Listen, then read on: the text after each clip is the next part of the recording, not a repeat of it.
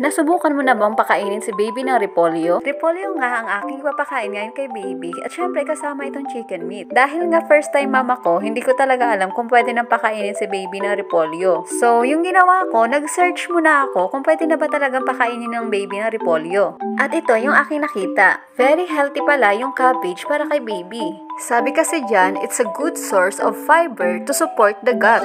At kailangan talagang maging healthy yung gut ni baby kasi yan yung nag-a-absorb ng mga nutrients sa mga kinakain ni baby. At sabi pa dyan, it has vitamin B6 for energy. Naku naman mami, napakaganda talaga ng vitamin B6 para kay baby dahil makakatulong ito para sa kanyang brain development at mapapanatili ang pagiging healthy ng kanyang nervous system and immune system. Kaya isama mo na rin ito sa iyong list para sa pagkain ni baby dahil hindi ka talaga magsisisi sa mga makukuhang benefits ni baby sa cabbage. Sa totoo lang, parang natatakam na rin nga ako dito sa ginagawa ko pero okay lang yan kasi yan din naman yung ulam namin. Sinabawang manok with repolyo.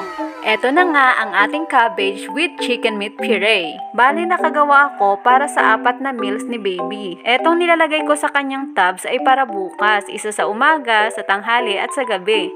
At itong natira ay yung kakainin niya ngayong gabi. Kinabukasan na nga ito at busy talaga itong anak ko sa paglalaro. Pero Bia, kailangan mo na nating ikat yung paglalaro mo kasi kailangan mo nang kumain. Masama pa nga ang loob niya dyan kasi nga pinutol ko yung kanyang paglalaro.